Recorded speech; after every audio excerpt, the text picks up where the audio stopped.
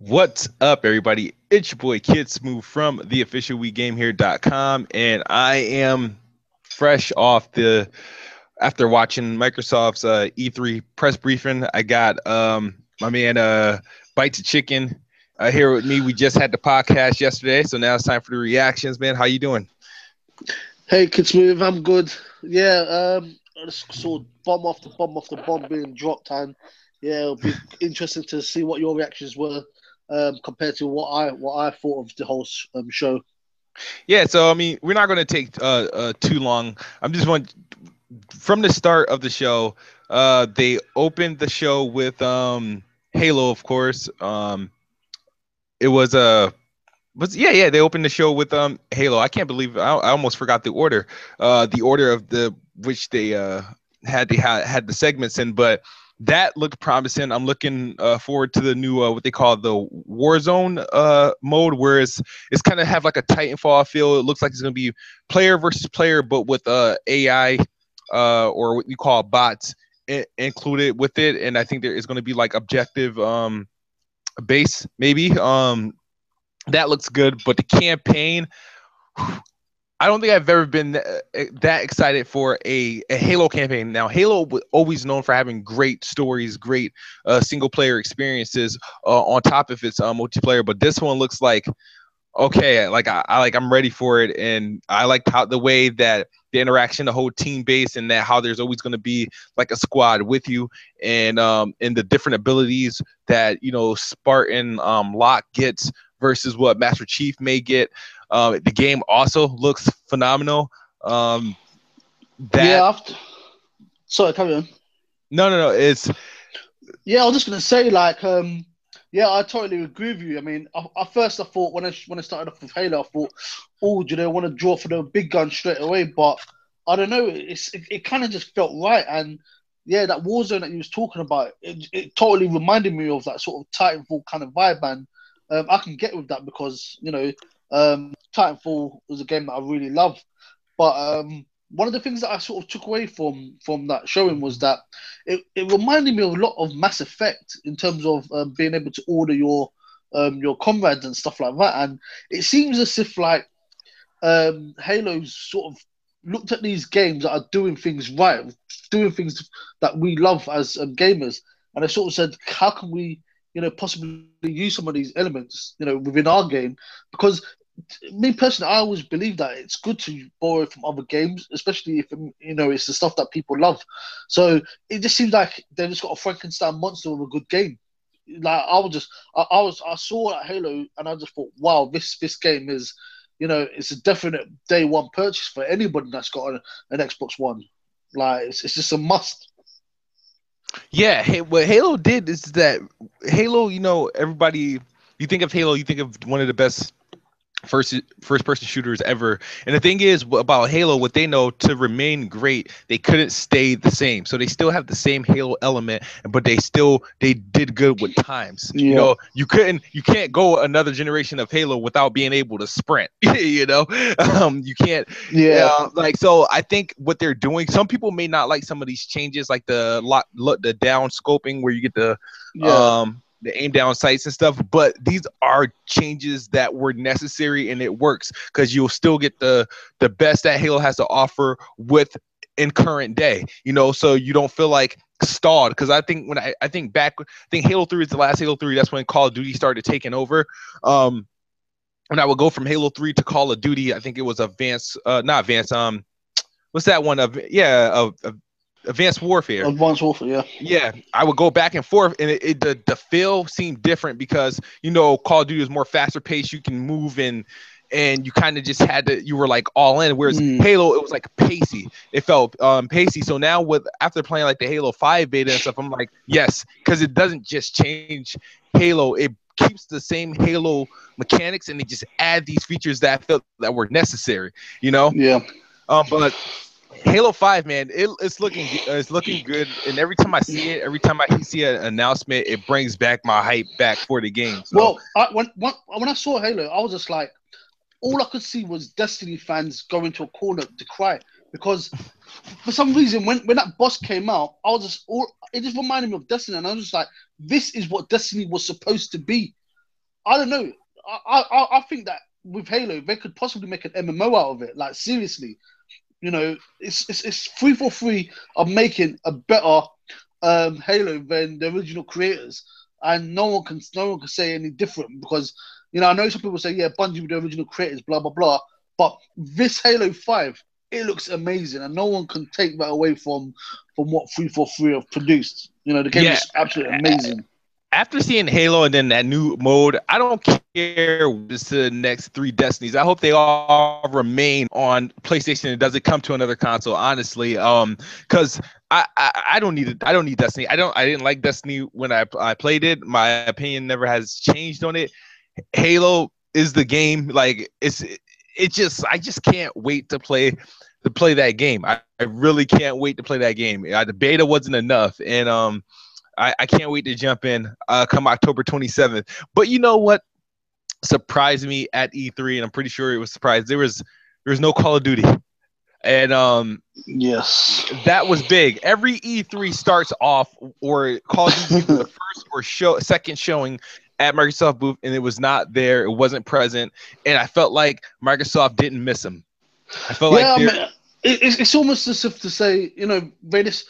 Because when the lights, when the sort of the thing stopped, I was kind of like, oh snap! Like they really have severed ties with Call of Duty, and it wasn't like they were hindered by it because they just seemed like they were just dropping so much bombs and they were enjoying themselves. Did you see the big smile that Kudo had on his face? Phil Spencer had a big smile on his face.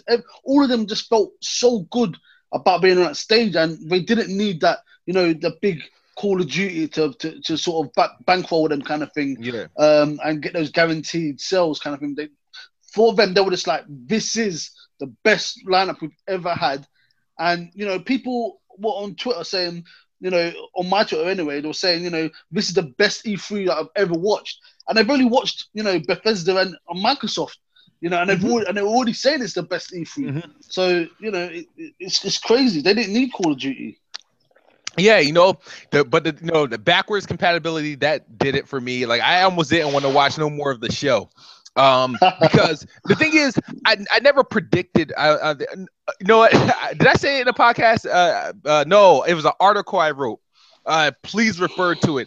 I will put it in the link in the description. I was like, the article was called E3 2015 is do or die for Microsoft, for Xbox and PlayStation. I will link that in here. I was like, the only way Microsoft can win if they show some sort of forward or backward compatibility. But I thought I was just throwing smoke just to say just to say it, I mean, but now going back, like I have the ability to go, and whenever they let this update goes live, I can really go and I think it's gonna start with 100 games to play from the 360 that there's at no extra cost if you already own the games, and that's just big. That to me, and I tweeted it as soon as we seen that, I said PlayStation now just lost all its value because backwards compatibility, they said it couldn't be done, and here Xbox is about to have it, and now it opens up the doors for different type of things. Like you want to have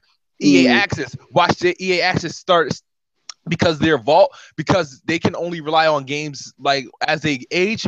Their vault is going to grow so much because of backwards compatibility. They're just going to unlock, okay, this game for the Xbox 360 or every EA Mass Effect 1, 2, 3, boom, boom, boom. They're going to just throw it in the vault because they're going to be able to add so much content now through EA Access because of this backwards compatibility. It just opened the floodgates for them. And then you got Rainbow Six Siege, and they're giving you Rainbow Six Vegas 1 and 2 for free when you get the. Oh my that's god, nuts. Those games are so amazing as well. I mean, for me, it kind of felt a bit like this E3. It was a bit like a bit of a plea, and I'm trying to find the right words because it wasn't like they were desperate or anything like that, but it was sort of like, okay, you gamers, you've been saying you love your 360. I can't let go of this, Yep. So the only way that Microsoft knew that would really hinder and hurt Sony right in the core, because you might as well say it was shots fired, because there was even one comment. Someone said now you can play all your old loved games without having to pay for it. You know, so you blatantly know that was a shot fire at PS Now.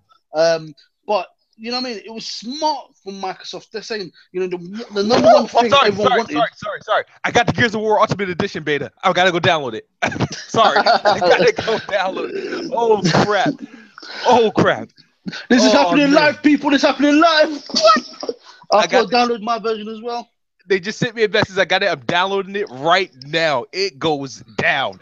Oh man. So see, it's stuff like this. It's stuff like this, like that never fails, man. Yeah, exactly. And you know, it was like anyone that was sort of on the fence about having to lose all their game library and stuff like that. Now you don't have to. Phil Spencer's saying you have no reason to not upgrade now. Bring your library. Jump ahead. Get on the Xbox. Do you know what I mean? There's just no excuse. Xbox are doing everything right. So, guys. Oh, yeah. My TV loop boots up to the kids' channel. Yeah, but yeah, do you know what I mean? So, do you know what I mean? Everyone, there's no really excuse. You know, Sony might have some guns up their sleeve as well, but right now, I don't see how any media can spin this in a negative way for Microsoft. Like, seriously.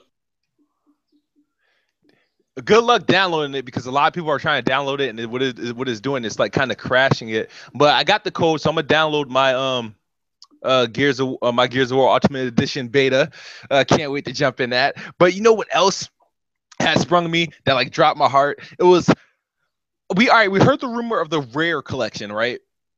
And okay, but the thing is, I just thought they were just going to throw a Banjo in there, a Conquer, one of the old games, like maybe 3 or 4 games. I didn't expect all 30 games, and it included Cameo Elements of Power. We were just talking about this last night. I said Cameo Elements of Power. I would pay $30 right now for just Cameo. That's the best value you're going to get in any type of remaster or collection, whatever you want to call it. You're getting 30 games, $30. It's $1 a game. And some of their best stuff is in there. Perfect Dark Zero, Cameo Elements of Power, Conquer, Banjo. It's just, and that comes out August 5th. I can't wait for that. And it's worth up to 10,000 gamer score. Wow, that's epic.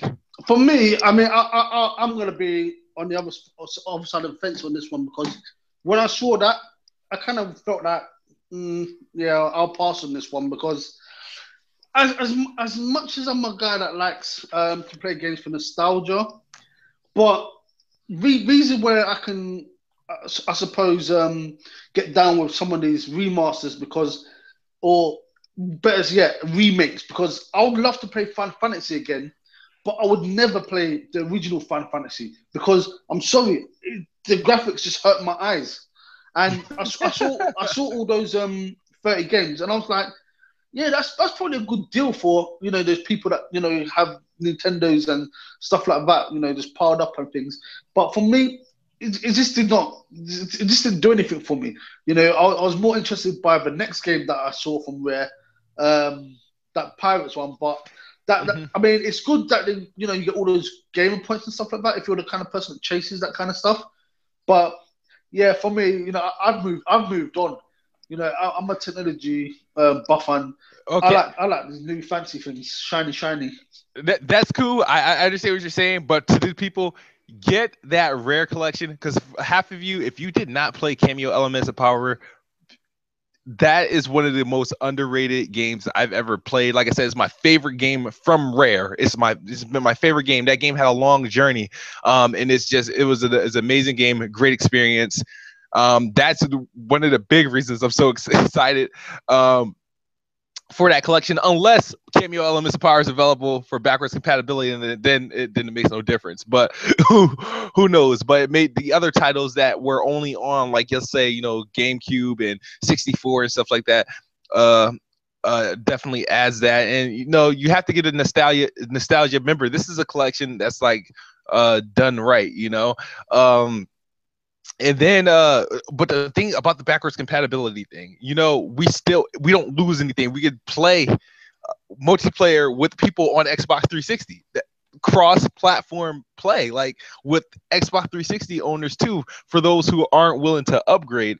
That's pretty dope. We have the Fallout 4 getting the PC mods. You can bring them over to the Xbox One. Oh my God. Well, exactly. That. The thing is, what people don't realize is we want our consoles to do so much, and this is what Xbox are trying to do. You know, like I said, you can mod Fallout 4, bring your mods or bring other mods to the console version. So if you're not a modder yourself, you just like to play other people's mods. Now you can get involved in what people are doing on the PC. You know, and this is where Windows 10 comes into it, because it's going to be opening more doors for things like this. And you know, this whole thing with the early access as well. So many people said, why do consoles not have early access? Why do we have to, you know, watch PC people enjoy games like that Ark, and we have to sit by until a year later when it's all, you know, not interesting anymore. We get the game then, like some secondhand game, you know. Yeah. But now, you know, Microsoft has said, yeah, here you go. You wanted it, here you go. You know, and you get to preview it first, so you don't just spend your money and then say, oh no, we've just bought this game that we really don't like. So I don't understand how anyone could be not liking what they're doing, but answering the questions that have been asked of them. And you know, they're pushing the console into the future. You know, I don't have nothing against with Sony, but my thing is, how can you like Sony but hate Microsoft? It doesn't make any sense, because Microsoft are doing good things. So if you like Sony, you must love Microsoft. You know, I don't know, but they're polar opposites. Well, just think maybe there might be, but you know, you're trying to tell me like these people that like DayZ and stuff. It's like PC people. I saw, what's his name? Something Black is it Black Bond or something like that? Black Bond or Blackbuster Critic? Which one? Black Bond, I think it is. Okay. I think you had a one-on-one with him at one point. But yeah, he said that Xbox and Microsoft, they don't offer you no choice. Oh yeah, Blackbuster said it. Yep. Is it Blackbuster? Well, yep. I don't know. One of them. I don't really watch them, but it was only because you did a one-on-one with them that I paid attention. But basically, yeah, they said Xbox do not offer choice. There is amples of choice being, you know, opened up in this new vision of that Phil Spencer's got for the Xbox One. People cannot say that, you know, Xbox doesn't give you choice anymore. But do you know what I mean? Like, there's so much choice. You've got EA Access, you know, so you can pay your $5 a month and have access to multiple games of different kinds. You know, you've got the sports ones. It's mainly sports at the moment, but you've got your sports ones, you've got your shooter, you know, then you're going to have Dragon Age soon, you know, and then you got the games with gold, you got the early access stuff, you got, there's just so many different things that you can do. So there's so much choice there, you know, and I don't know, man, I just feel like if I wake up tomorrow and I see some headlines saying, you know, from something like GameSpot, because I don't know, GameSpot just really hate Microsoft. GameSpot, Eurogamer, man, they got something against Microsoft. I don't know, man. When I see their videos, it's like, as a developer, I don't want to, you know, really speak out about them, because I'd love for them to, you know, review my game and stuff like that. But come on, man, they just hating on them for absolutely no reason whatsoever. So, you know, and I just feel that's unfair. So I'd like to see how they're going to spin this one into something negative, because that conference was just pure gold. I'm eager to see what the other guys have, and you know, to me, I just see this as a very good E3 from what I've seen so far, and I'm hoping the rest of it goes like that, and we can just walk away and say it was a very good to be a gamer. You know, yeah. I don't need to pick any one person. For me, it's just games after games after games. You know, I'm going to become poor after this. You know, I have to go and get a third job. You know, anyone's hiring. You know, but yeah, man, it's just all looking so good for me right now. But yeah, I mean, you know what, let's talk a bit about Tomb Raider, because you know that just looks stunning. It really stunning.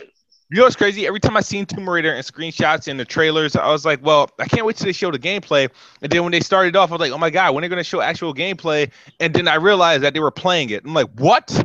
Like, it looked like the CGI trailer. I was like, oh, I know, it was nuts. Oh, it's crazy because that means all those screenshots were actually from live gameplay. You know, Yeah, I didn't know that. I was like, there's no way that's actual gameplay. So, and it looks amazing. It looks amazing, and it comes out November 10th. Like this. It just looks like it's going to be a great experience. The graphics looks good. That's always good to see when a game looks close to real as possible, and mm, the gameplay itself looks like it's taking a different turn from previous games in the series. yeah, it's getting back more to the roots, which was actual tomb raiding and stuff like that. The Mhm. thing about games like this, which it really annoys me with the way we live our lives, everything's rush, rush, rush. Because a game like that just looks like you need to sit down and just take it all in, and not play it in sort of stints of 30 minutes to an hour. Like Mhm. I remember the days when I'll just complete a whole game just in like 2 sessions and stuff like that. And this is the type of game this is. You just gotta follow that storyline and just keep with it. And it sometimes angers me that I have to go to work.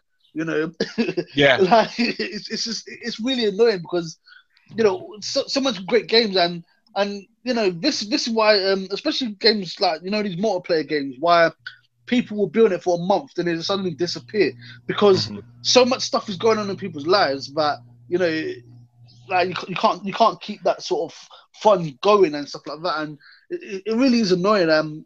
That's something that I think needs to be worked on, But I suppose well, there's no answer to it because it's just life, isn't it? But yeah, man, these games are just getting so much bigger, so much better, and yeah, it really is just making me feel like I need to become one of those guys that's sit on Jerry Springer or something like that and just stay at home playing games all day. Like we have no now. We all knew Gears of War Ultimate Edition's coming. Like I got the beta in my inbox. Can't wait to download it. I cannot wait to download or redeem my code for the beta. But Gears of War 4. um there was a couple things like I had a feeling in a new Gears of War we probably wasn't going to see the characters from the original series. And that's not to rule that out. We still might see, Marcus, but I figure it would Mm. Marcus would be much older, like how they did like Metal Gear. You know what I mean? And Is it a prequel or a sequel or what is it? I think it's just I don't it's Gears of War 4, but I don't think it's related to the other three as far as where they're going. Because remember, they got rid of the Uh, Locust King, they got rid of the Locust Queen, in mm, Gears of War 3, and they found Marcus's father. You know what I mean? So I'm guessing this is taking some time after, like way after, yeah, because the dude that we seen, might be Marcus's son. It might be a relative could of be. Marcus. That's just me guessing, but I was happy to see it, and it looks much darker, a darker tone. Yeah, It I looked mean, like it's more grittier, more scarier. The but monster, that but didn't even look like a locust. It's just like a the monster. the thing is, like, number one, I saw that it felt like the people weren't as beefed up in terms of the stature and stuff Mhm. like that, which I thought, oh, okay, that's different then. But yeah, as you said, it was dark, and I thought, I don't know, it felt too dark at sometimes, especially like not necessarily the tone, but just the lighting and stuff like that. Because there was a point where the guys lost his flashlight or whatever, and Mhm. I was just like, Oh, I can't really see what's going on, yeah. and I don't know, is it maybe they're going too scary and it's becoming, it almost felt like a bit of like a Silent Hill type game, you know? See, here's the thing about it. Remember, the game is a year and a half in the way. It says holiday 2016, so they still got some time, and it looks really good. But the thing about Yeah, it, the darkness, what they're going back to the roots of what Gears of War was supposed to, what they wanted to originally do with Gears of War 1. Gears of War 1 was mm, supposed to be a horror shooter, a sci-fi yeah, horror shooter, and it had its moments where something jump out, it scares you, or they had the yeah, scary moment. So they wanted to dig deeper, and then because the popularity of it and stuff like that, and that it was a shooter, it kind of got more open and not as scary. It was still a great game. It just wasn't as yeah, dark as it was intended to be. Like the locusts were supposed to be scary, scary guys with mm, guns. I mean, they still look scary, but they didn't scare you. I mean, they had guns. So now this yeah, time around, a lot of enemies may not have a weapon. They might have other things to attack you, but they will scare you. And I mm, think it's going to be a little bit more of a darker. tone. It doesn't change my excitement for it. You know, I'm just happy to see Gears of War, and it just looked like they're doing a good job. I just hope they don't slow the gameplay down too much, because people are sort of scared to go around the corner and stuff like that. Because it used to be fun, you know, where you just run up to a locust and you just smack it with a bomb and then you run away and then you watch it explode and stuff. But there was that moment where he sort of got really up close to the monster, and he started chainsawing it, and I was like, yeah, there's that Gears of War. As the trailer was going on, I was like, all right, show me the roadie run, because I feel like when they were sprinting, I was like, but where's the roadie run? I was like, that's not Gears of War. And then they did the roadie run. I was like, okay, there it goes. All right, we got it. We're still game. And then the chainsaw, when I seen the chainsaw, I was like, okay, yep, the Lancer. All right, this is Gears of War. Like, so they started showing those elements and stuff like that. But I was hoping that they show some glimpse of Marcus Phoenix in there, but him as an older character, but that didn't happen. I thought Marcus Phoenix would kill the monster that was about to like eat him up. You know what I mean? At that moment, I thought they'll show that monster get like shot, and it'd be like Marcus Phoenix, but like an older Marcus Phoenix. I thought we were going to see Marcus Phoenix as well, but maybe they just want to go, you know, in a different direction and stuff like that, and you know, but it's like trailers. It's like a double-edged sword, really, because you want to see these like, you know, bits of information about the game and stuff, because you're like, okay, talk about Gears of War 4, you know, they want us to get hyped for it, but show us some gameplay. But at the same time, they've got to cram on all of this information, so, you know, you have to get a little sequence that's got the roadie one, got the chainsaw, got the this, got the that, blah, blah, blah, you know, squash it all in. And I don't know, it just felt a bit like, I ended up feeling like, oh man, maybe I should have just waited till the game came out, so I can just, you know, just get hit with it fresh, kind of thing. Because I don't know, it's just from what I saw from the teaser, from that trailer, sorry. It's like I sort of felt like, yeah, this is the Gears, but then now it's put questions in my head. You know, is it too dark? Is it too scary? Is it? I mean, now I'm gonna spend a whole year and a bit thinking to myself, I need to know more about this game now, because I loved Gears of War. You know. It's crazy, like, because back then, you know, I didn't sort of think of it as, oh yeah, it's loved by everyone in the world. It was just sort of like, I love Gears of War. I've got my clan, blah blah blah. I'm doing our thing, kind of, you know. But you know, now I'm sort of involved with the gaming industry, and you know, older and a bit more wiser and stuff like that. It's sort of like, yeah, you know, this game was so massive for so many people, you know, and it's just on a different scale. And you know, so I'm loving what they're doing with it, but at the same time, it's making me feel like, you know, now I've got more questions to ask, you know. So I don't know. Maybe I'm just gonna stay away from this one, because this is one of those games I don't want tainted in any sort of way. I don't want no media telling me it's bad and putting me off from buying it, because there's some games where I'm like, this is day one purchase. Then someone from the media plays it and says, oh, I didn't like it, and then I'm like, oh, okay, I'm not going to get this anymore, you know? But the media did that with Rise to the Rome, and Rise to the Rome was still my favorite game. So at the time that it came out, so I really don't like with the journalists when they get the preview games. It's like we all go in to playing games looking for a different feel, what we're getting out of it and what excites us most. So a lot of the things that annoyed people, and like the people that play at IGN that played Rise, or the people that at GameSpot that played Cameo and stuff like that, when I finally got my hands on it, those weren't the things that bothered me. Same thing with the video game Neck. That game got slammed, and I thought it was one of the best games developed on the PlayStation 4. But that's why I was like, I can't really take what they say as value, because they always come out wrong. You know what I mean? Sometimes I feel like they overvalue games that aren't so great, and then they devalue games that are better than what's advertised. So that's my take on it. That's why I do my own reviews, because I feel like I can critique a game that I feel personally how I feel. I'll give it its proper due. But other than that, we all know what's coming. You know, we got backwards compatibility. Halo 5 looks lovely. Tomb Raider looks lovely. Gears of War is back, and we got the Rare collection. Among Thieves, they got some great indies coming available. Got an extended look at Cuphead. What's the game that said it's shits on Rhyme?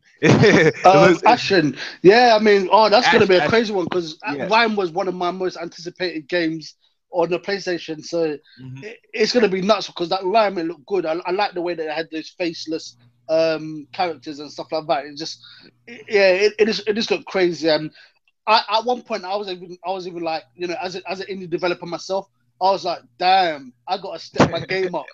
These guys are setting the bar high for me. Yeah. They're pushing on to double A standards. So Yeah, people hating on indies. Come on, man. They're giving us double A games. They're filling the gap that used to be there for the smaller sort of developers and stuff like that. So do you know what I mean? But yeah, there's this game coming out in the summertime. It's called Beyond Eyes. About you play as this blind girl. That looks really interesting. So I was happy to get to see that. It looked like one of those games where you have to do a lot of figuring out. But yeah, it looks good. I've played that one, and I'm actually do you know Team 17? Yes, Team 17. Yeah, the guys Publisher. behind Worms and gave me all the free swag and stuff like that. Mhm. So I know Debbie, and I was recently with her at the pub the other day. So I know a bit about that Beyond Dies, and yeah, it's a very interesting game. It's one of those type of games. I don't know if you've heard of a game called Proteus or even DRS or stuff like that, where it sort of touches, or like what's that game called? Journey, something like that, where it kind of touches your senses, and it's very artistic, and it's different, because some every now and again we need games that are a little bit different. They don't need to all be shooting and trying to rip people's hearts out, just so it's always good to have these little different things, because when you play them, then you say to yourself, okay, now I'm ready to go back into another shooter. Yeah. So yeah, Beyond Dies, yes, it's definitely one to look out for. It's been amongst the media. I know we should listen to the media, but they really, they highly recommend it. As I said, I know the woman who owns Team 17, a lovely woman. I've played this game myself. It's a really good game, man. Yeah, man. Like I said, these indies are they're starting to light a fire up my arse, and I need to get Gig all it out before the competition steps up for me. Now, all in all, the show, Microsoft's press is over. What would you give them as a grade? As a grade, I mean, what's this out of 1 out of 10 or A, B, C, D? I'll give them an A.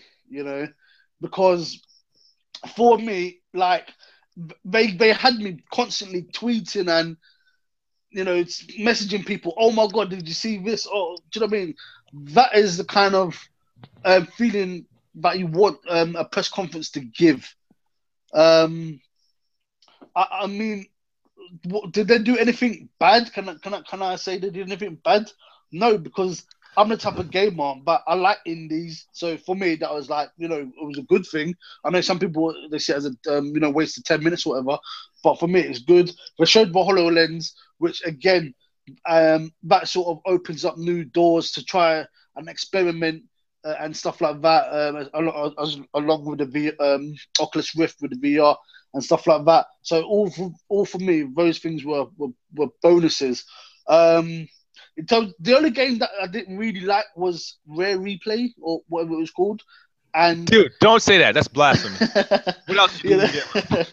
So that was very nostalgic to a lot of people, because I saw a lot of people tweeting about that. I know this going nuts for it, but for me, it just wasn't doing anything. But like I said, that's not really. I can't really take a mark off Microsoft for that, because this E3 felt like it was a love letter to the fans. This is what you want.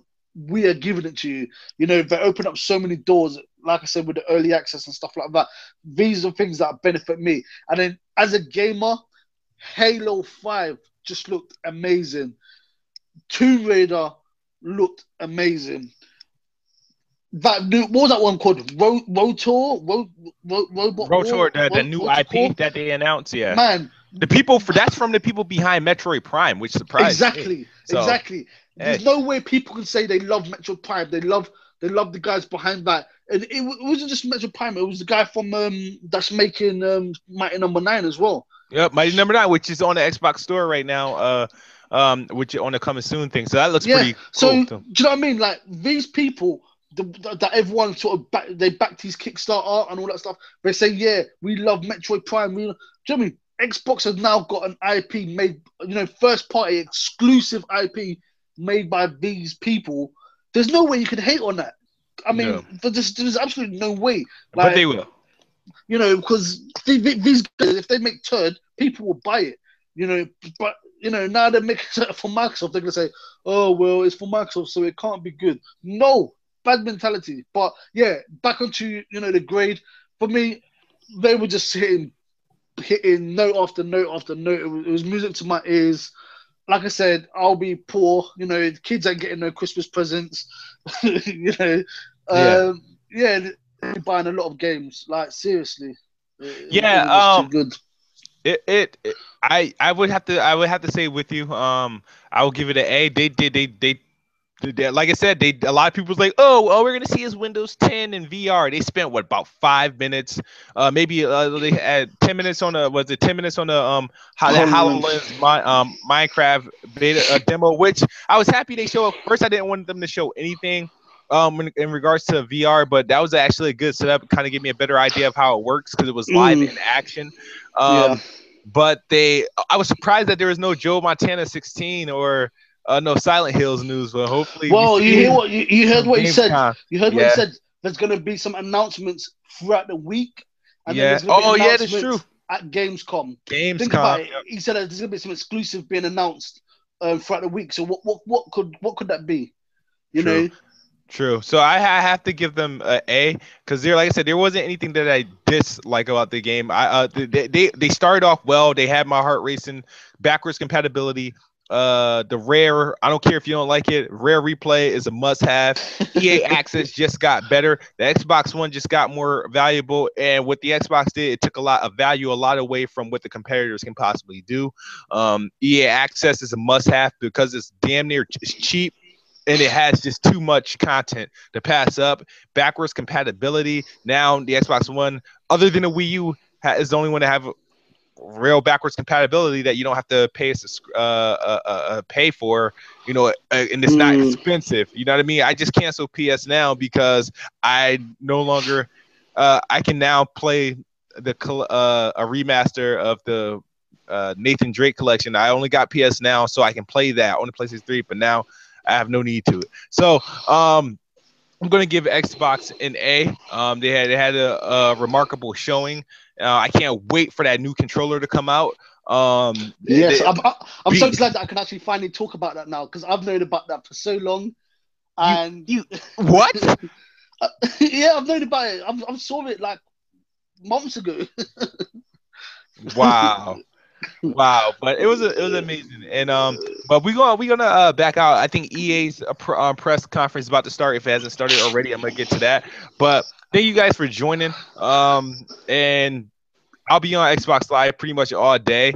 And I keep refreshing my Xbox, hoping I get the updates. I get backwards compatibility now. But thank you guys for watching. As I always say, especially today, Xbox is the best box, and I am the best bot. Good night. Or good morning if you're on the other side of the globe. We are out. You got anything to say? Peace. Peace. We out.